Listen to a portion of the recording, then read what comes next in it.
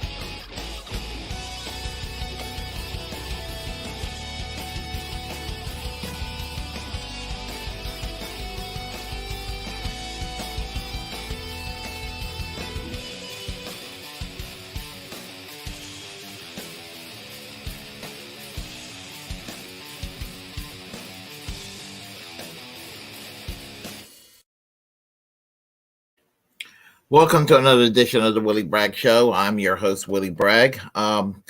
Before we get started, I will say to urge you to hit the like button here on YouTube and then hit subscribe and hit the notification bell. Follow me also on Twitch. Follow me on Twitch, Twitter, and on Facebook as well. And all will be well. And we can interact and have a conversation and all that good stuff and make this 2023 a very productive year for my channel and for my audience. So anyway, I want to discuss this what's been going on with big tech and just something I've noticed yesterday and what's been going on with people, big names, and people that I kind of know, and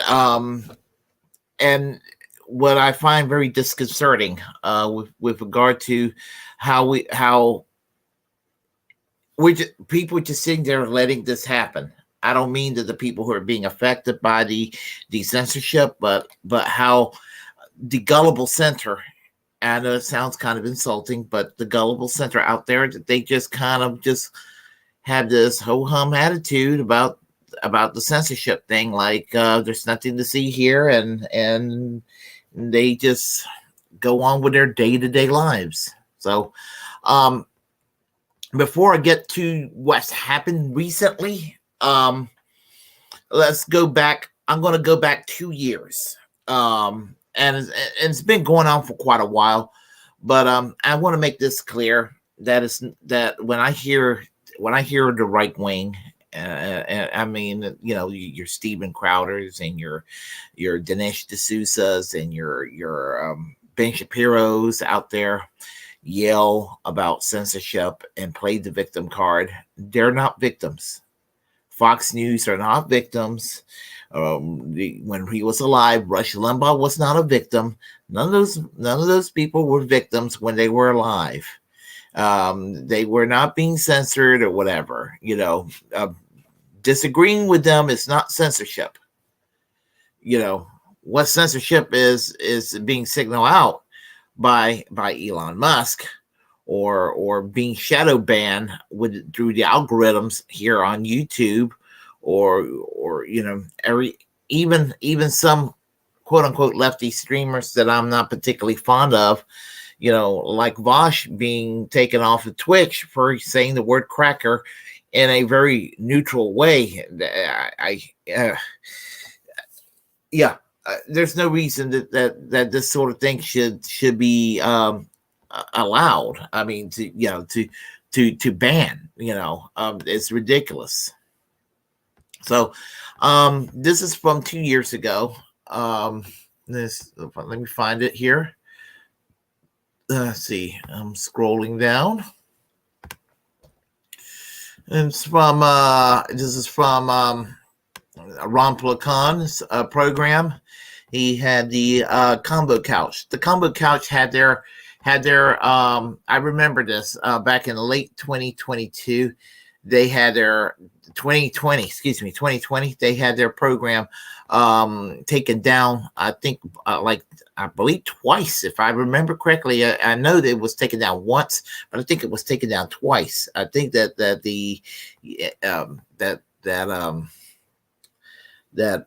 YouTube was kind of going after them for quite a while. So I'm going to play you a snippet from Rob Lacan, and then I'll comment in mere moments. So give me a moment here.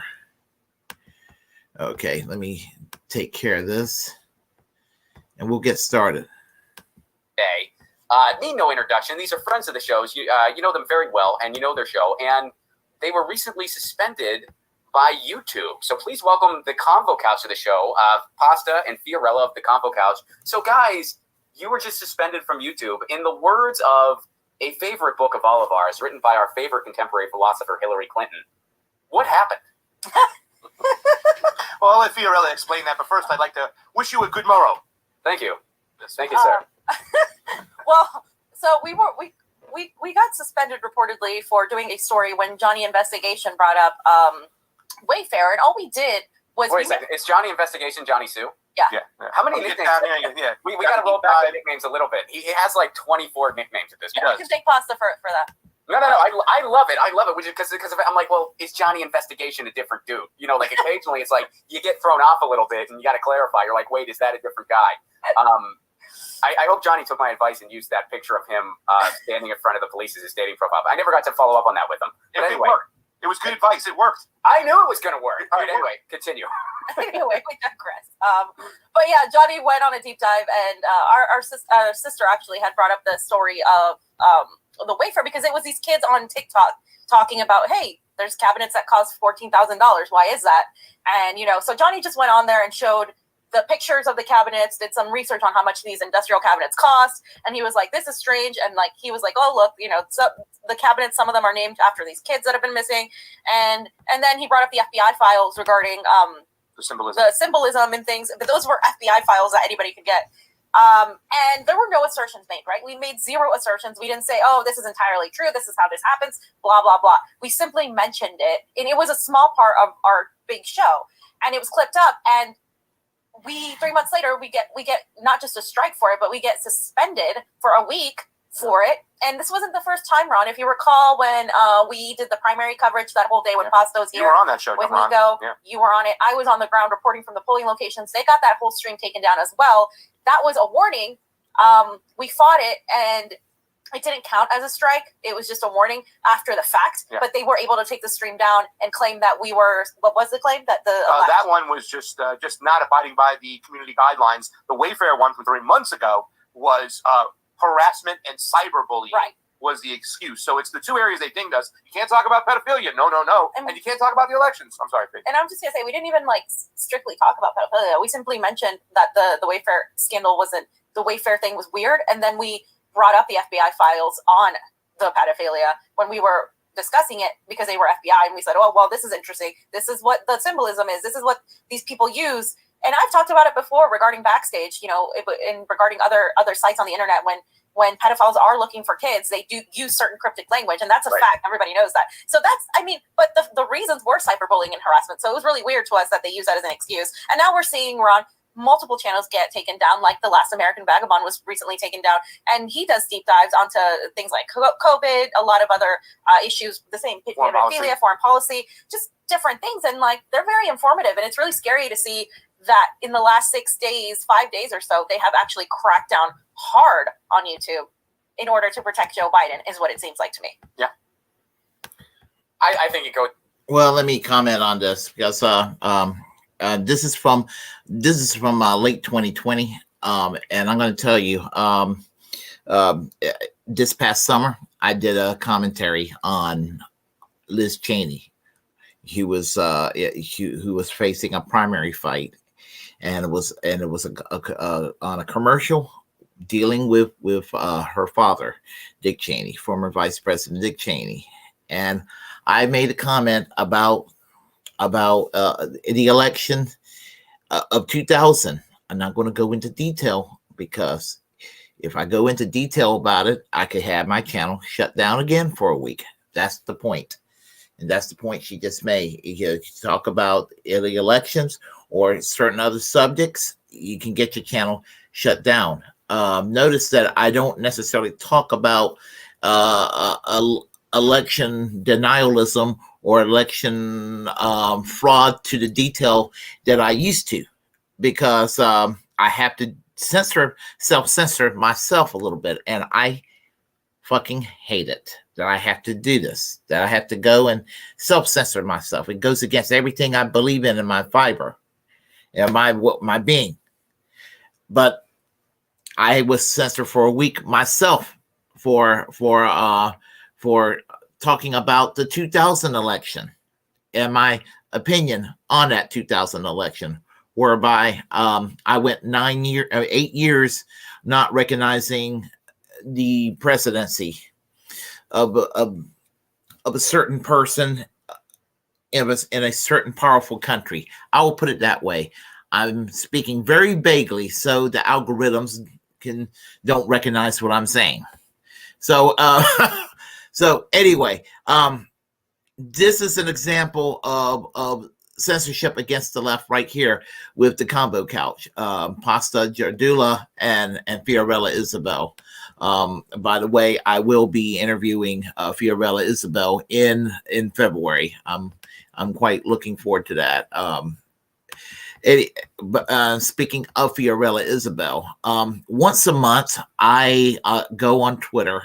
No, I'm on Twitter every day, but once a month I like to go and list various people on Twitter, various bloggers, YouTube commentators, journalists, etc. Various people that I pretty much respect and value their opinions on matters, and tries, and encourage people to go and follow these people, because it's always important to follow what I consider our truth tellers, and that's where I stand. And so anyway, I have some names that I will rotate each month. I've been doing this, I think, since late October. I know I started doing it in November. And I got borrowed the idea from Chris Legion, and I was like, that's not a bad idea. So I started doing that, and I think it's a great way for independent-minded people to kind of help each other out in this line of work. Well, anyway, I always like to put Fiorella's name up there on the list, because as I said, I value her work, and I value the work she's done as a journalist and as a voice of the anti-war movement, and the voice of anti-imperialism, and her work in anti-capitalism and all that. So, be as it may, I attempted yesterday to go and put her on my tweet, and lo and behold, I could not do it. They would not allow me to put her name up there on the to put her name on the tweet. And I was like, what in the hell's going on here? And so I'm just kind of like, and of course I know that I mean, she lives, I know she lives in Russia. She works for RT now, and she's kind of she got her profile she's got her profile marked by Twitter, state affiliated media, another country, blah blah blah, that sort of thing. So I think that's what happened, and I think that they're just trying to make trouble for her, is my opinion. And so anyway, so I'm just like, Twitter's up to their fuckery again. This is a work of Elon Musk, obviously. So well, another person I attempted to do that for was let's see here, if I could find that person. Yeah, right there. Good. Okay. And I met her at the Assange rally. She was the one that set the whole thing up for the Assange event.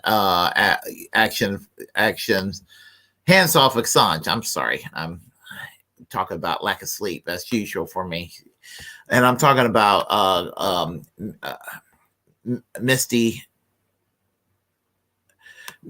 Winters and Conrad Misty.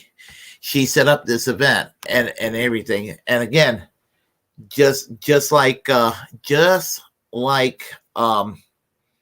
Fiorella Isabel, I could not put her name on the tweet.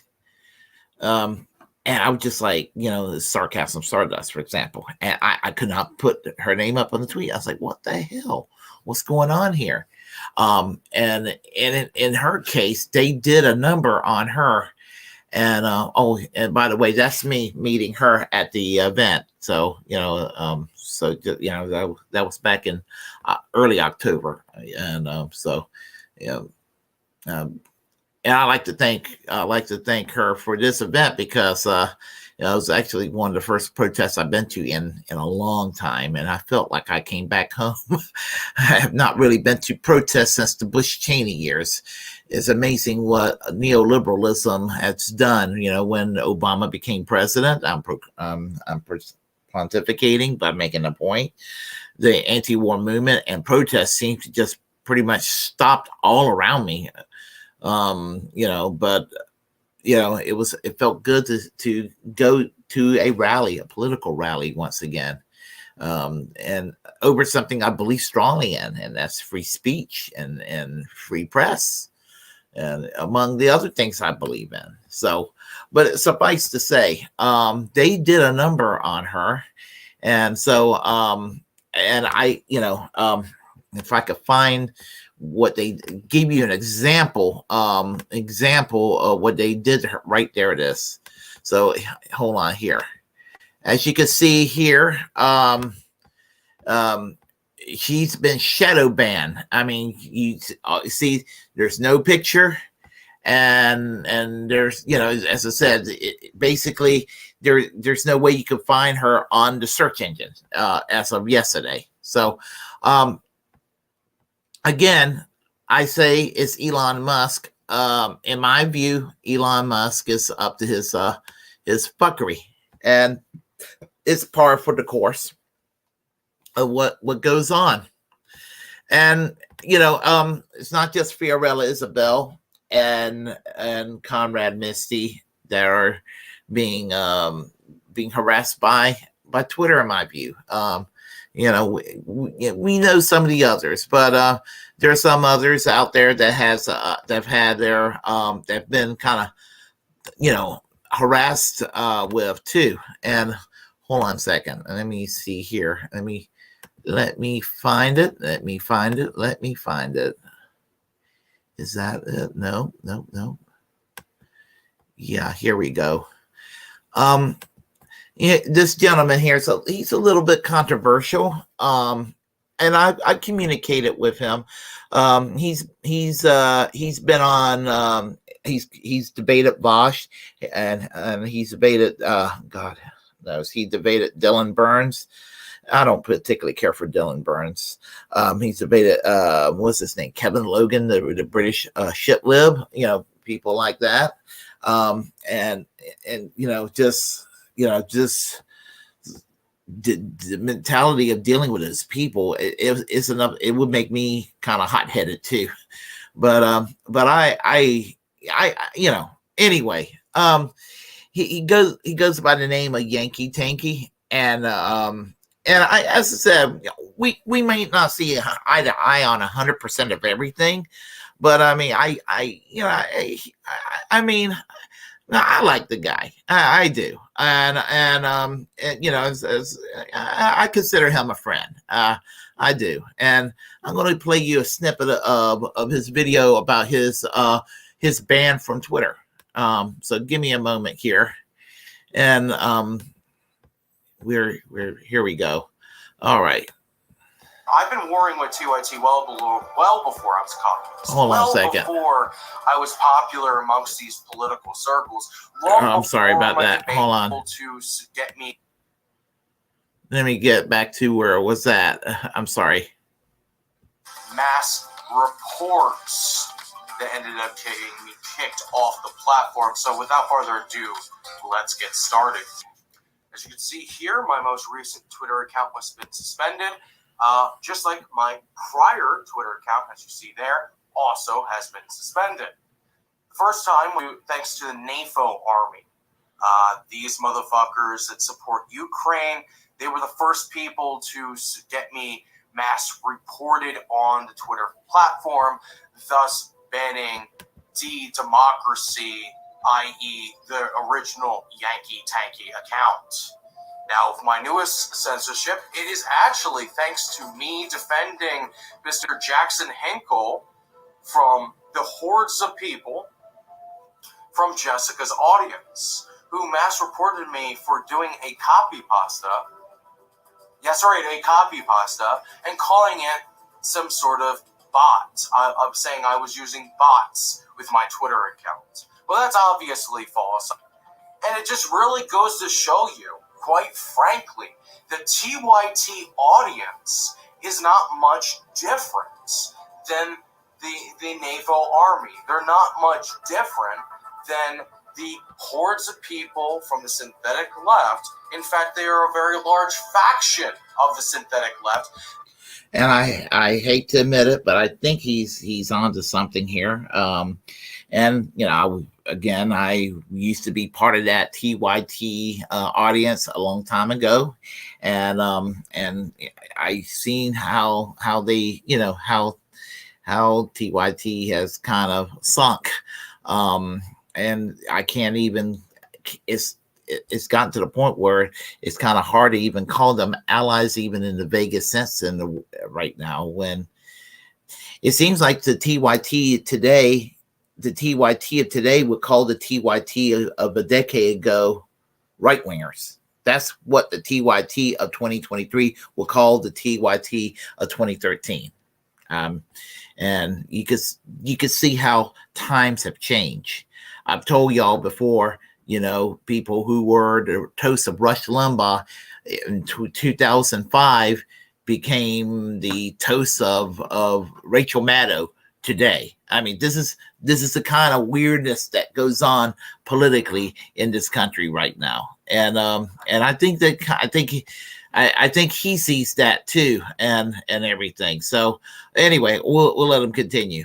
That go and pile onto content from my channel and content from other people who are doing great work like Jackson Hinkle, Haas of Infrared, even Hardlands Media, you know, these people that originally were part of the original TYT audience. Long before TYT ended up becoming a union-busting, super pro, you know, shit-lib channel that they have become today.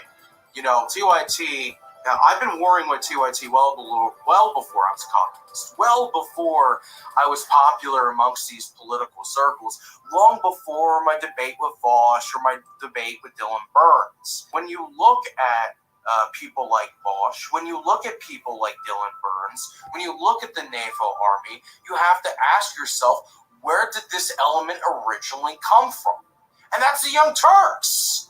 The Young Turks, these people have been the ones consistently from the very beginning pushing this faux progressive message, pushing this synthetic left bullshit, pushing identity politics, pushing all of the shit that we tend to hate from the left in the 21st century. And he is correct about that because you know, it's kind of like with regarding whatever we can do to move ahead, they will discourage it, and they call anybody who wants to actually do something about activism and called them right wing. You know, if you go around and you go and urge force a vote, you're a right winger. But if you go and fold your arms and do nothing and just look at the squad and Bernie and say, hey, window dressing, these are fighting progressives, if they sit there and do nothing except tell Democratic Party people and just people in general to vote harder, that's forward thinking. That's and then discourage Medicare for all marches because it might make Nancy Pelosi mad.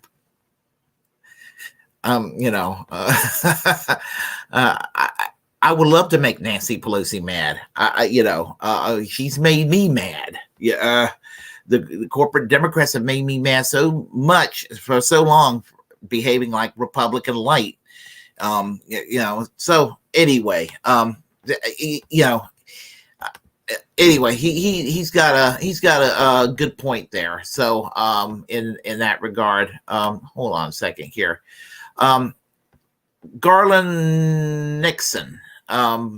If you all probably know, most of the people here know who Garland Nixon is. He was banned from Twitter a couple of months ago for criticizing Secretary of State Blinken. So I'll go and play you a little bit of this because again, the left is being targeted on Twitter. Special guest with us. He's a former police officer and criminal justice adjunct professor. He received the National Stand Award from the American Civil Liberties Union for his work on criminal justice reform and police misconduct. He is the host of the progressive radio show News Views with Garland Nixon and the political analyst in Washington, D.C. Please welcome friend of the show, Garland Nixon. Hi, Garland. Hey, thanks for inviting me, Jim. So it's a bad time to be saying hi to you. I understand. I want to let people know what happened to you. You got banned from Twitter. Permanently. Suspended. Permanently. Yeah. And so here's what the tweet was that got you banned. You said Secretary Blinken's to-do list: blow up Nord Stream pipeline, check, did it. Overthrow Pakistani government, check, did it. Try to rub out Imran Khan. Who is that? He's the former prime minister of Pakistan who they overthrew, and then he tried to got shot in the leg. Luckily, they didn't get him. More money for Azov Nazis. 4, Istanbul go boom. 5, personally strangle some Palestinians to death with your bare hands. Now, that's obviously a joke. So that's obviously a joke, and you got banned for all this stuff is actually accurate, except for that one, which is obviously a joke.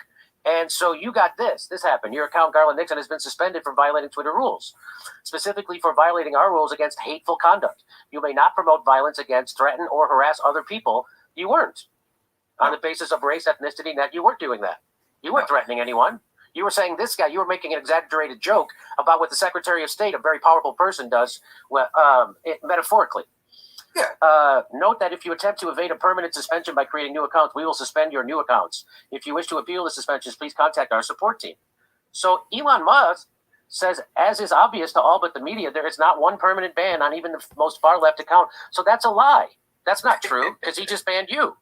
And I'm far left. Well, and here's the thing about it, Jim. Yeah, go ahead. So is everything in your tweet accurate then? Go ahead. Yeah. So here's the bottom line. Certainly, it's satire.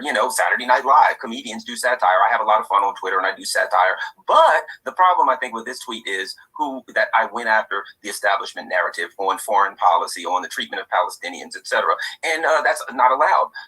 So it was obviously, clearly, it has to be satire for this reason, because I don't write Tony Blinken's to-do list. So clearly, it couldn't be an actual literal to-do list. It had to be satire. And it says hateful conduct. Here's the thing about it.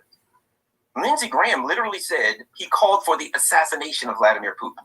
The guy, Borelli is the former CEO of Venezuela's oil company. He threatened to murder Nicolas Maduro, right? Adam Kinzinger, you can find where he's threatening to beat people up. So you can find any number of tweets that actually would fit the standards that they set forward when regarding hateful conduct. Mine is just comedy and it doesn't. Why I think this particular instance is of great consequence is because Elon Musk said, this is going to be different. I'm buying it, and I'm buying this now, and it's going to be free speech. And of course, we claim we would always argue and say, yeah, well, it's free speech unless you go after the establishment narrative. I went after the establishment narrative, and in opposition to their own actual rules. They suspended me. And might I add, it said you could appeal.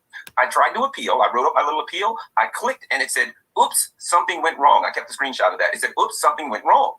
I then checked my email. The second I tried to appeal, I got another email that said, this is a permanent suspension. You can't appeal it. You can't do anything. You're done. So, and that's exactly what happened. And the thing about Garland Nixon, you know, and others that have been banned from Twitter is basically this. To a lot of folks, and I saw a tweet by Kyle Rittenhouse talking about how glad he is that free speech is back in style on Twitter. Now, I never thought that free speech was in style prior to Elon Musk coming in there. Never thought that free speech was reigning amok. And there is value to the Twitter files that are being shown, and it's given to Matt Taibbi and Barry Weiss. Okay, but is Twitter less free right now than it was previously?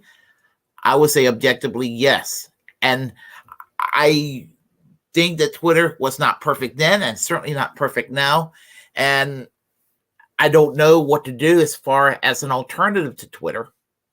So, and I'm not really been directly affected by Twitter yet, but here's the thing with Twitter.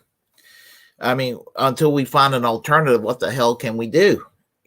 And I try to tell the people out there who are in the center, who believe the narratives, they're out there that believes that all the lefties, all the lefties are out there trying to sit there and silence you. It's not true. But that narrative that's out there being belched out by the right, many on the right, not all, that free speech does not mean return Donald Trump back on Twitter, attack the left. And that's what's happened.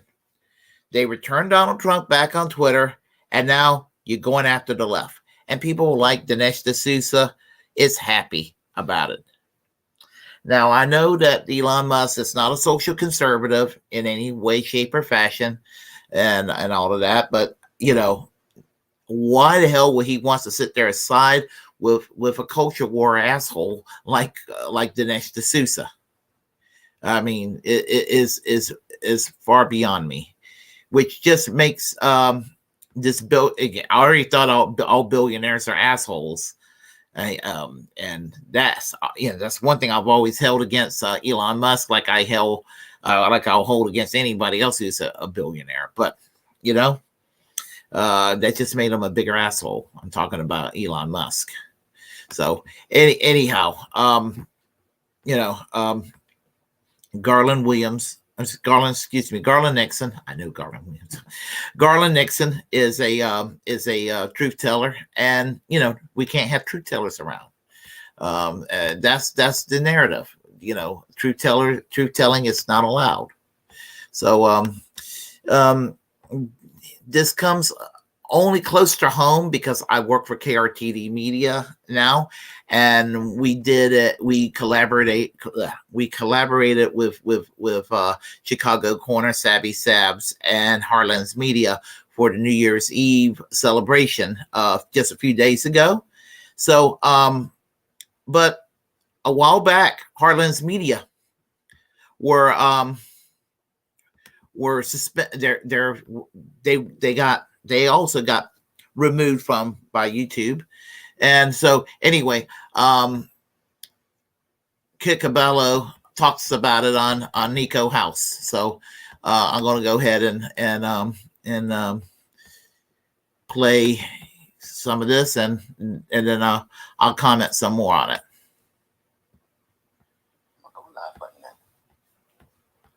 I like the fact that everything loads up faster now for the live streams on Rokfin, but like the go live button was like a thing.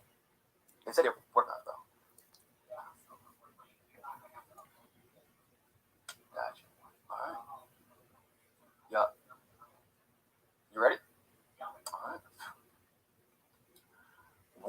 is going on, everybody? Thank you all so much for tuning into this Rokfin premium segment of Mikai Says Sukas. And of course, as always, I am your humble host, Nico House. We have two very special guests for this Rokfin premium segment. From Heartlands Media, we have Kit Cabello talking about the censorship that he experienced from YouTube. And then we have Teddy coming back to talk about something we both had to deal with, which is the Daily Beast. It seemed like we were on a pretty exclusive list of people who were getting smeared for the weirdest of reasons. Actually, the whole article was rather incoherent. But before we get into the Daily Beast smears, Kit, man, what the hell happened? What was going on? I know that you kind of got it taken care of, but y'all got it taken down, and they said they weren't gonna let you back on until June. What was your excuse?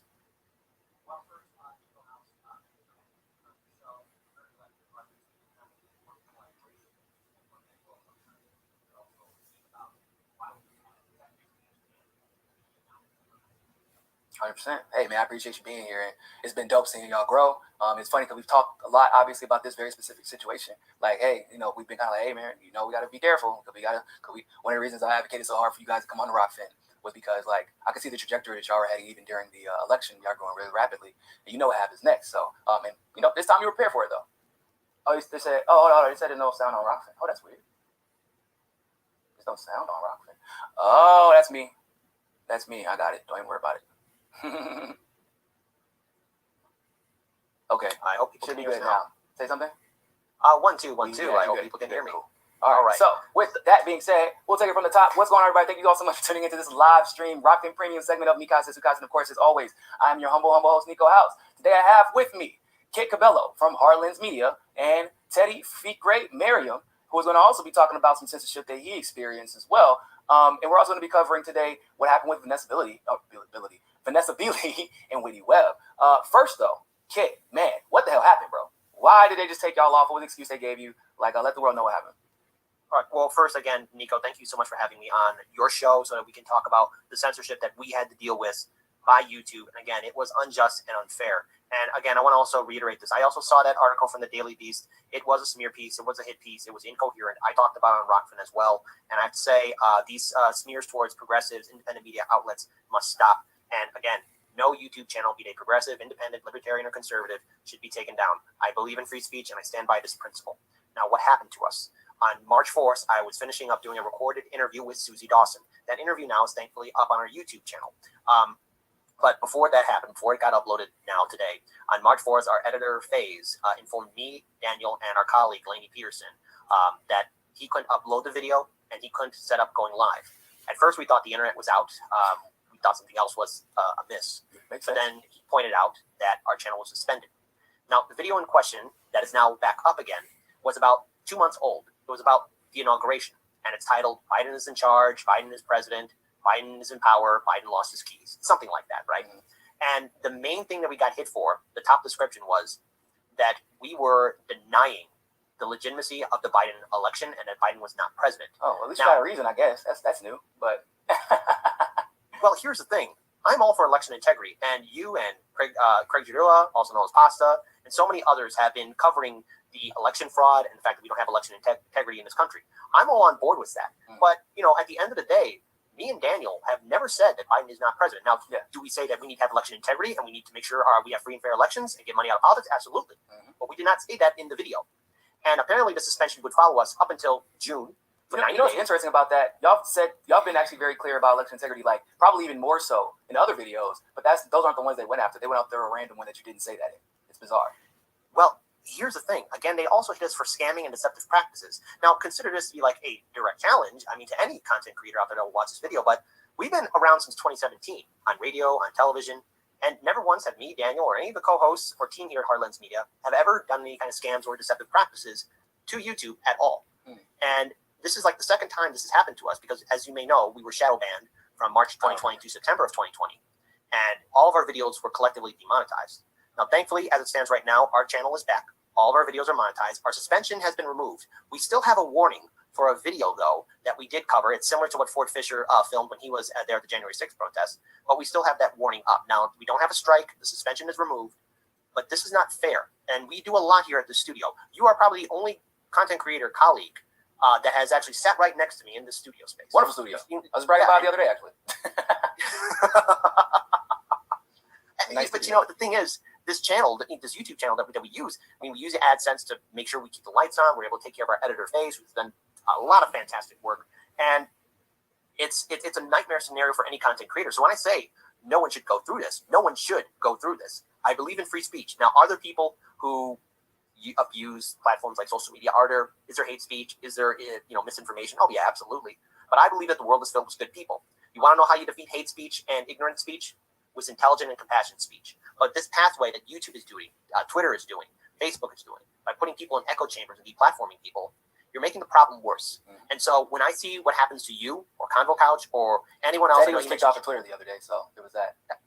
Again, case in point, no one should go through this. Even when I go to Case Study QB's Twitter page, if you go in there, log in, it's given like a censorship, like what you're going to be viewing controversial. Well, for me, when I log on, when I go to Twitter and I'm not logged on to Twitter on my PC, I have seen his Twitter page saying like caution, like you're going to see controversial videos, but the videos he posts are stuff from corporate media and sometimes his own original content from his YouTube channel. I don't want to see this happen to anybody, period. And we need to have we need to really make these social media platforms open to the public utilities, and the internet being a public utility as well. So look, I'm proud that we're also on Rokfin and we're also on Odyssey as well. And here's an interesting thing that YouTube should take into account. Myself and Daniel have been talking to real people at Rokfin and real people at Odyssey.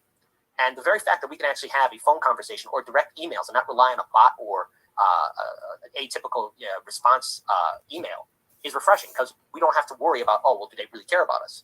And the sad fact is, not only is this happening to independent media content creators, but this is also happening to other content creators who cover different types of genre, entertainment or other kind of genres. No one should be deplatformed. I'm tired of the self-censorship, but for all our controversial stories, I guess they go onto Rokfin.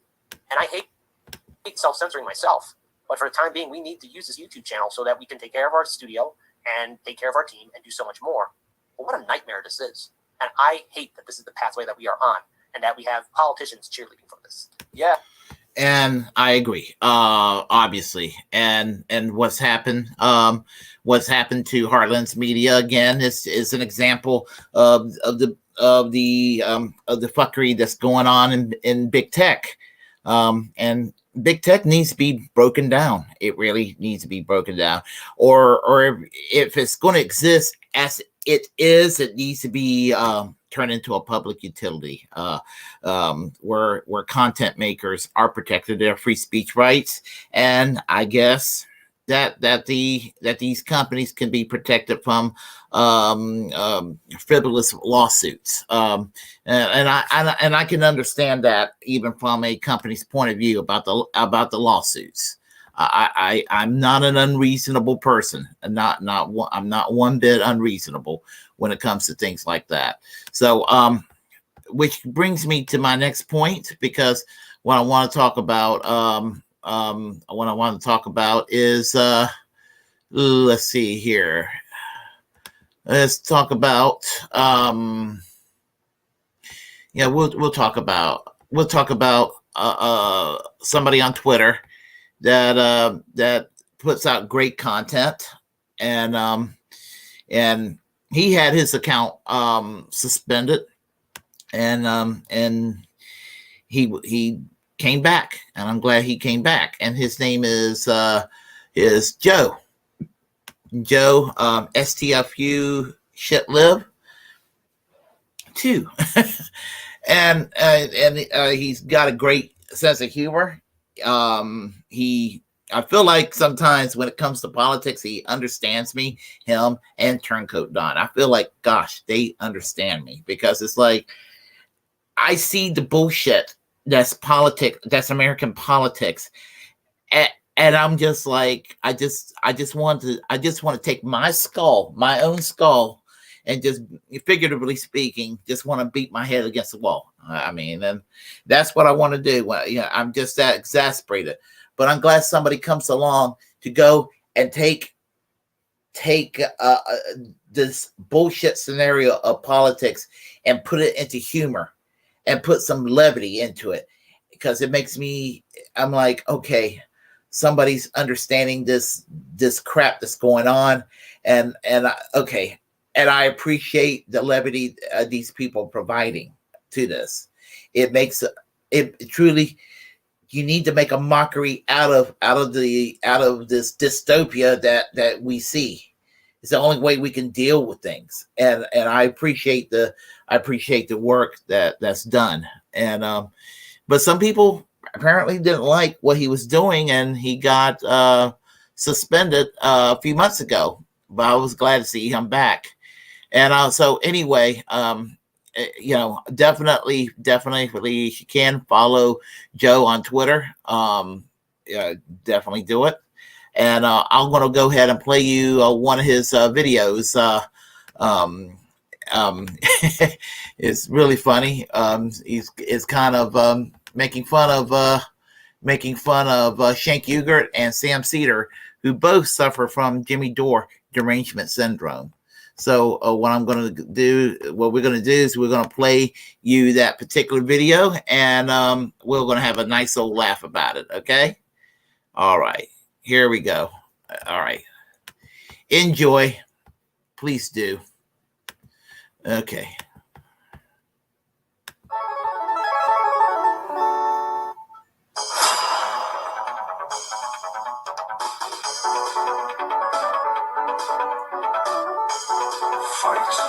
Where we're going to have a doozy today. And guys, let me clarify from the beginning as well that I wouldn't have Jimmy Dore on this show. I think he's a total fraud and gets all of his money from the right wing and is one of the worst people in media. But Jimmy Dore smoking pot in his garage, somehow that's the dirty money. The guy who after every video says, don't keep your money, don't give me money. That's what I do after every video. But somehow I'm the one corrupted. Anyway, back to you. What is it back to you, Jake? Hey, I hate to say it, the Jimmys. Jimmy Glenn and the others. I might come back to the Jimmys of the world. Jimmy. I think Jimmy has a bigger... Jimmy is Jimmy Dore's... Jimmy Dore, and if I have power, Jimmy Dore has more power. Oh, how many viewers? Johnny come latelys. Jimmy Dore, Jimmy. Let's go to, hold on. Jimmy. No, I have to give you the I'm not Jimmy distinction. Dore. Anyway, I can't bear to talk about these guys anymore. Like Jimmy Dore. Republicans and Democrats on the record on this issue of voting rights. Jimmy Dore's. I have watched Jimmy Dore for many years now. Jimmy Dore, Jimmy Dore, Jimmy Dore's a Jimmy of Jimmy Dore's. Jimmy Dore. I'm trying desperately, can I tell you, to stop talking about Jimmy Dore, because 15 million people lost their health insurance this past year, and I can't get you to focus on that issue for more than 5 minutes. Hey, no, because you want, listen, I can focus on Medicare for all, but that's not the same as forced to vote. It is, Sam. Jimmy. Sam Cedar wins. Fatality. I mean, I don't care about that. That's for children. I don't care. Who cares? What? No. Effing F. Are you kidding me? That is nuts. What the fuck? The hell's wrong with you? Get a hold of yourself. Yep. So that was Joe pointing out the Jimmy Dore derangement syndrome that exists among these shit libs. Well, they're not exactly shit libs, but some of the Pied Pipers of the boutique left, shall I say. I differentiate between boutique left and shit libs. Shit libs is actually worse to be a shit lib than to be a boutique left. Boutique left, Wolf Blitzer is a shit lib, and that's worse than being a Sam Cedar or a Shank Ugart. But being a Shank Ugart or a Sam Cedar is pretty bad too, So, but anyway, there are, So anyway, let's go and continue further here. Let's see here. Yeah, we will do that. the Amazing Atheist. Y'all remember the Amazing Atheist? He's been around forever. And he's been permanently banned from Twitter. So we will let him talk about that himself a little bit too. So with no further ado, we will let TJ Kirk, and a word about TJ Kirk. TJ Kirk had 1 million subscribers by the year 2016. And he was able to maintain like 1,100,000 subscribers until about a year and a half ago. And then all of a sudden he plopped down to 999,000. Then he started getting further and further down and further and further down. And he got down to about 53,000, I believe. And all of a sudden, he's been cranking out material, and he's been like classic TJ Kirk again. I was like, this is TJ I remember here. So, he's been climbing back up, and he went down to like 54,000, and now he's back up to 958,000. So I think that, in my opinion, I think the algorithms, they're trying to shadow ban him. They're taking away some of his subscribers. I also think that maybe possibly some people who were right leaning that like his anti-SJW anti-SJW commentary several years ago missed his point when he was doing it. He was criticizing the SJW or the woke mindset from the left. He was not saying, SJWs are bad because they're a bunch of lefty retards and all that. He wasn't saying that. He was saying, I'm a leftist, and this crap is counterproductive. It's going to delay, and it's going to actually backfire, and it's going to make the right more powerful. So, let's go and stop with this language policing around and everything. And y'all know what's going on at Stanford University with some of the language policing, where you can't even say walk-in hours anymore because it might offend somebody who's in an electric little motorized wheelchair. Come on now. I wouldn't be offended if I was in a little electric scooter and I saw walk-in hours. What the hell, what in the world? So anyway, this is the kind of thing that it's just propaganda fodder for the right. And I want to win. I want to win in the battles of public relations and put these people out of business. I want to put the Ben Shapiro's out of business by proving that our ideas are better than theirs, and that they don't have jack shit to stand on. So anyway, let's go ahead and play some TJ Kirk. I'm always up for some TJ Kirk. So here you go, Amazing Atheist. Take it away. It's your people's fault for being pieces of shit. Oh, a spoiler alert. He got suspended from Twitter. TJ Kirk got suspended from Twitter for criticizing a racist. I just want you to, he wasn't saying a racist comment. He was criticizing a racist jackass. All right. I just want to go and give y'all a little bit of a spoiler alert there. So I'll let him talk, and then I will comment in mere moments. In my eyes. Like, what? If I'm stereotyping you, it's only because I believe in stereotypes. Like, what? Well, okay. So E, shut up and sit down. F, better yet, go home. Dude, can you imagine getting this mad about a fucking t-shirt? Any t-shirt. Like, there is nothing that a motherfucker could put on a t-shirt that would upset me to this fucking degree that this guy here is upset, okay? I love how I'm glad he didn't use the speak English one, because then I might actually break. Because if he did say speak English, and I'm looking at this kind of fucking punctuation and shit, I would fucking, I don't know. That would send me rolling over the fucking hills, okay? Because that's just too much. So anyway, this guy, I see this fucking shit on Reddit. I see this screen grab. You know, and I'm like, man, this guy is a fucking twat. And I was like, you know what? That might be funny to put on Twitter. Right? That might be funny to fucking, you know, throw up on my Twitter and fucking say a few, like, you know, choice words to this motherfucker. So I did. And here's what I said. I said, look at this butthurt little gringo bitch freaking out over a joke. What a disgrace to us pale folk. What a racist Hitler dick-sucking bitch. That's it.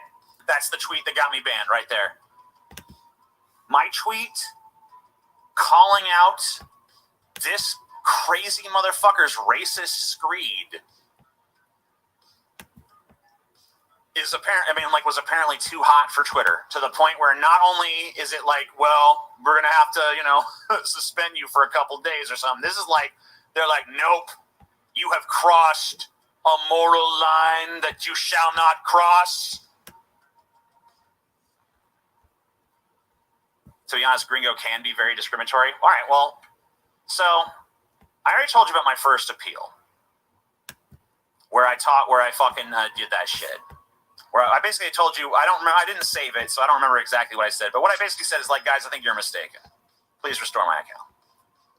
I'd be defensive too if being born a specific race was my highest achievement. Yeah, that's basically, you know, what it comes down to, right? So anyway. I want to read you guys what they said to my fucking appeal. Okay, this is their response when I sent them my first appeal, and I was like, "Hey, I think there's been a mistake. You know, yeah, how dare I be anti-race? I know. I mean, that's what I said to them. Like, this tweet was an anti-racist tweet, so I don't really. But anyway, this is what their response: Hello, your account has been suspended and will not be restored because it was found to be violating Twitter's terms of service, specifically the Twitter rules against hateful conduct. It is against our rules to promote violence against or directly attack or threaten other people on the basis of race, ethnicity, national origin, sexual orientation, gender identity, religious affiliation, age, disability, or disease. Additionally, if we determine that the primary purpose of your account is to incite harm towards others on the basis of these categories, that account may be suspended without prior warning. You can learn more about our policy against hateful conduct here. And then they send a link to their thing, which I read. I went ahead and looked at it. TJ definitely has a screenshot of the exact feeling. I don't have it. Dude, I didn't fucking bother to take a screenshot because I literally thought that once a human being actually looked at this, it would just immediately be rescinded. Because like anybody who looked at it would be like, oh yeah, obviously he's against racists. He's not for racists. Like, this is ridiculous. And they would just like immediately rescind it. So I didn't even feel like I needed to bother with fucking a screen cap because I thought like this was going to be a matter that's going to be cleared up in a matter of hours. But I was totally wrong. So basically I decided, all right, well, I guess I'm going to have to file a more thorough appeal. So I filed a second appeal. And this time I actually wrote something out, and I'm going to read you exactly what I sent to them. I'm going to excise a few things because there's like references to specific case numbers and stuff like that. But here's the basic gist of it. I mean, more than the gist. This is what I wrote. Hello. This is my second attempt at appealing the suspension of my account. I do not believe that the post that I got in trouble for is in violation of the Twitter rules. In their response to my initial appeal, case number, blank, blank, redacted, whatever, Twitter support stated that my tweet violated the rules against hateful conduct, which was summarized as follows. I then read their rule, basically this second paragraph of this to them. It is against our rules to promote violence, blah, blah, blah, blah. So then I said, the tweet that has been cited as violating this rule does not promote violence against, threaten, or directly attack anyone based on their race, ethnicity, national origin, or anything any of the other criteria listed. The tweet in question criticizes a racist post on Facebook wherein a white man engaged in a racist attack against a Hispanic man for wearing a humorous shirt.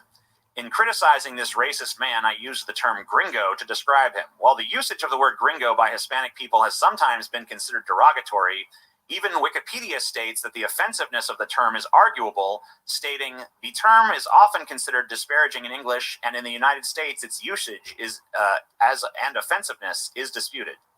And then I give a source for the Wikipedia article.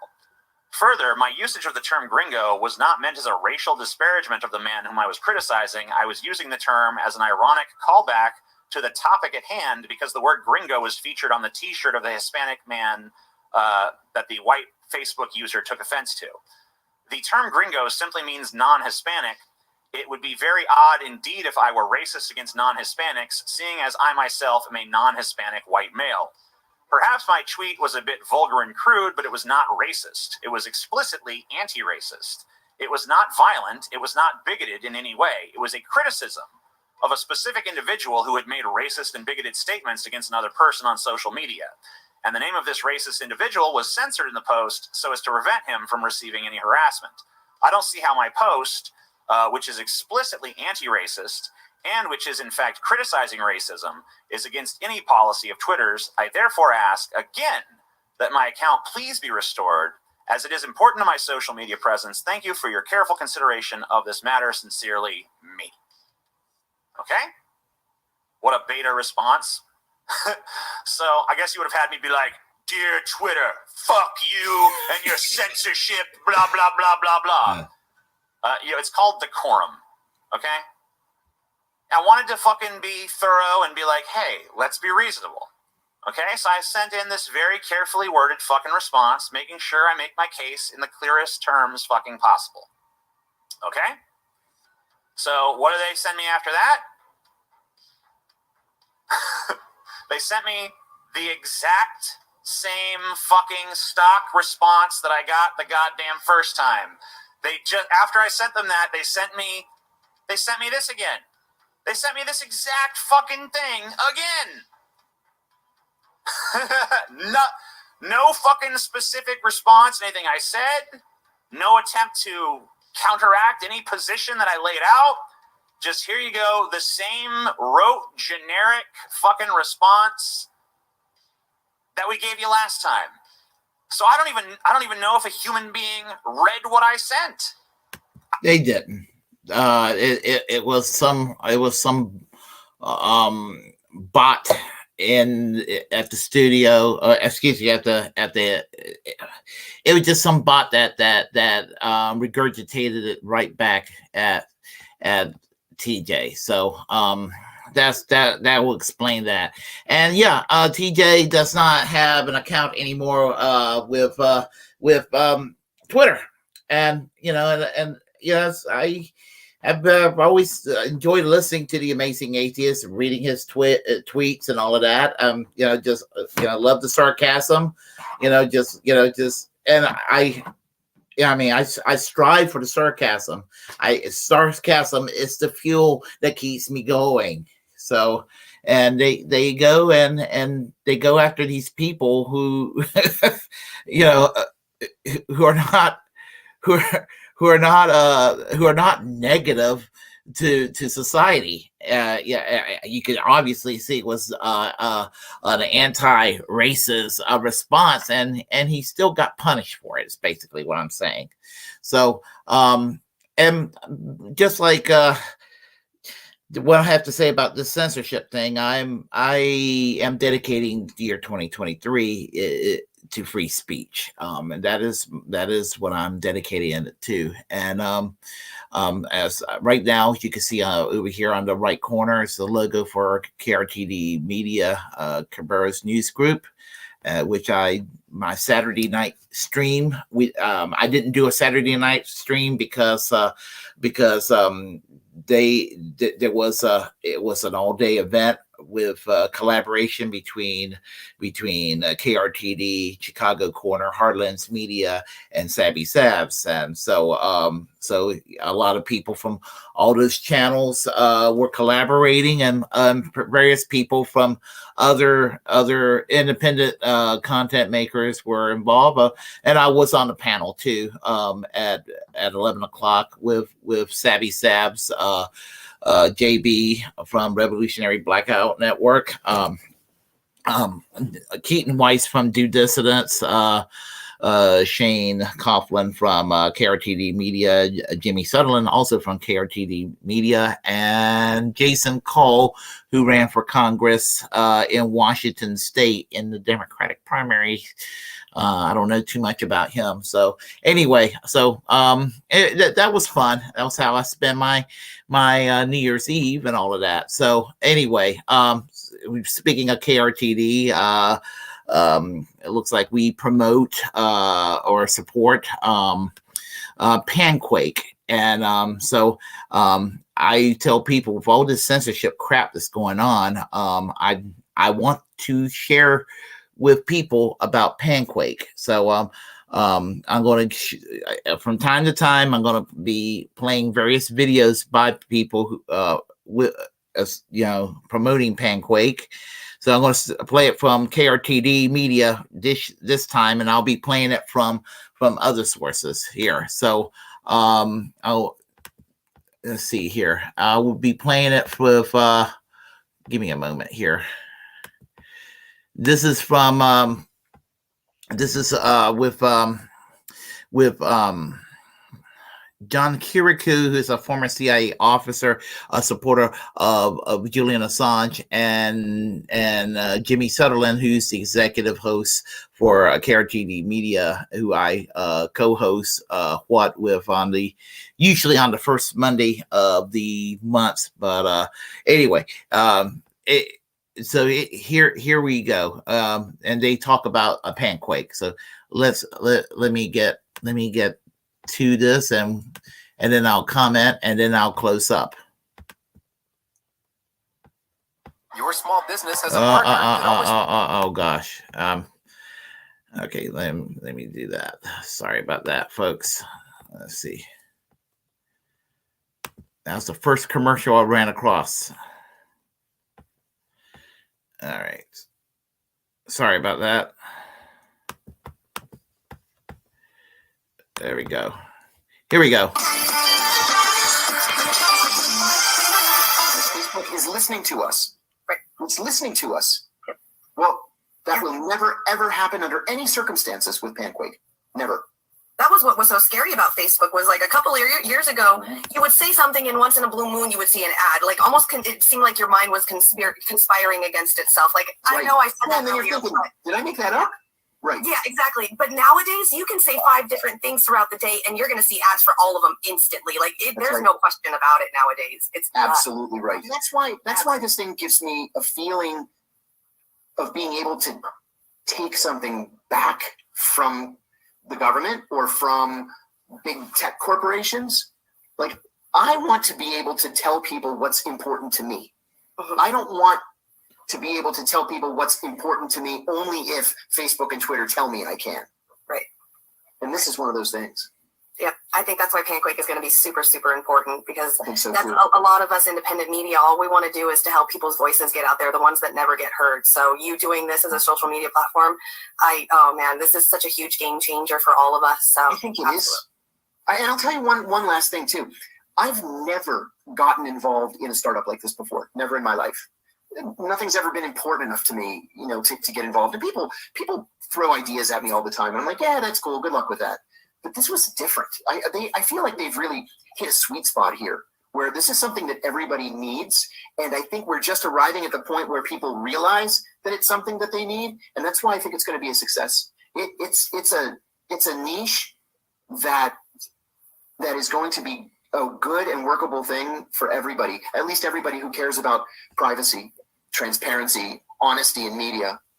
Absolutely. Yeah. Yep. I would also be on the lookout for public criticisms of Panquake.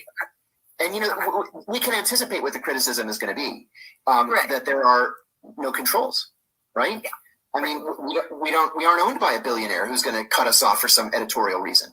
We're not managed by a government. This was the whole reason for setting up in Iceland in the first place, because Iceland is this bastion of free speech.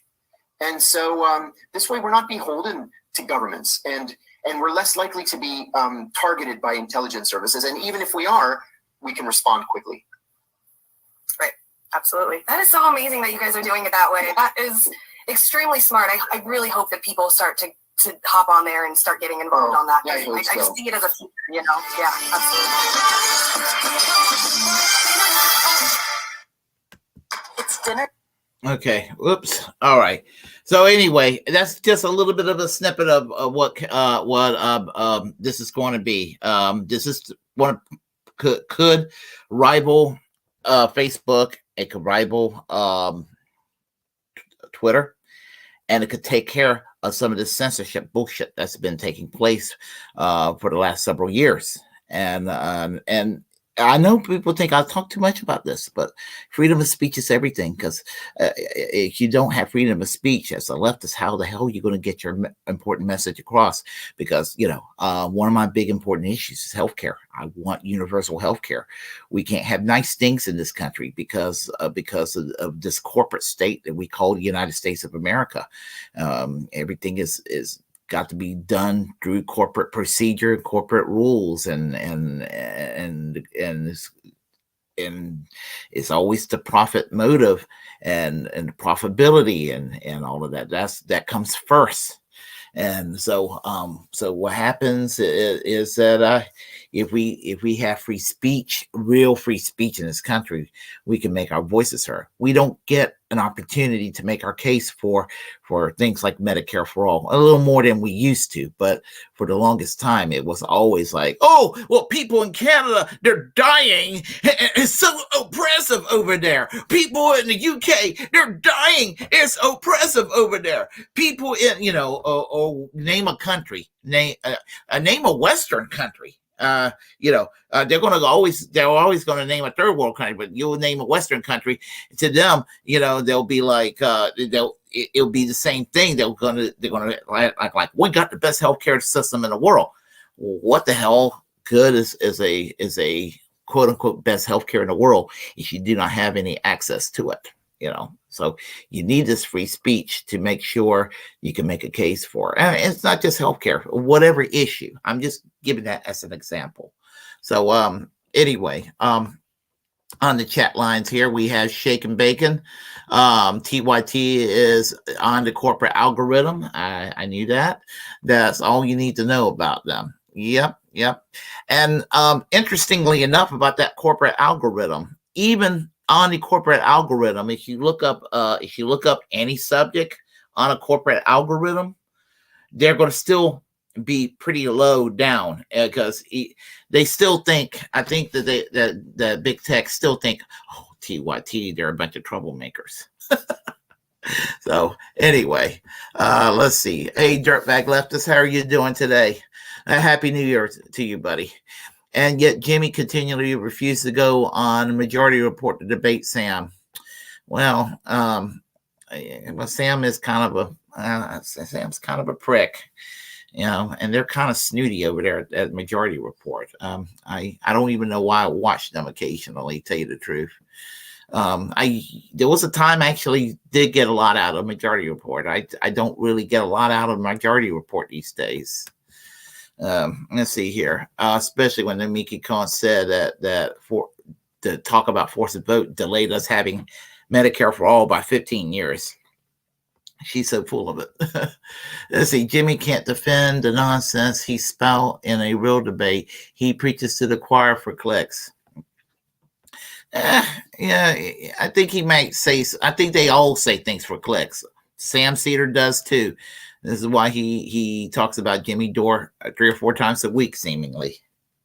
Now, I'm not going to say that I condemn Sam Cedar on all accounts. I love how he trolled Dennis Prager and Steven Crowder because those motherfuckers deserved it. Certainly on Sam Cedar's side on that one. So let's see. I've already heard anyone.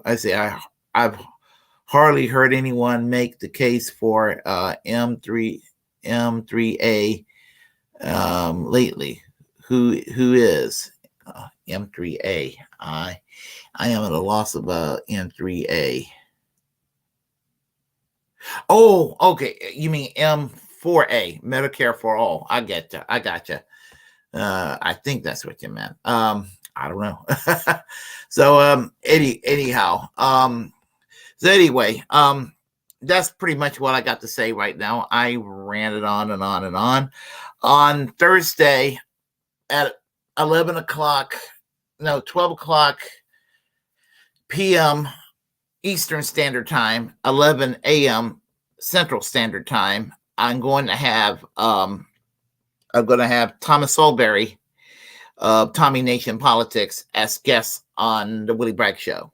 So got a nice little schedule this month, and followed by the following week with JB from JB Font channel, who's also the co-host of Revolutionary Blackout Network, on January 16th, and then January 10th, followed by Due Dissidents on January 16th, and so that's on the calendar so far this month, and I am about ready to get some shut eye because I need to go to sleep very soon, and so because I work graveyard. Yeah, I know. Yeah, I gotcha. I'm sorry. I'm like in loopy land with the lack of sleep right now. So, anyway, if you all like what you heard, y'all press like and comment. If you disagree with what I have to say, please comment anyway. We will have a conversation. Feel free to share the content on this channel.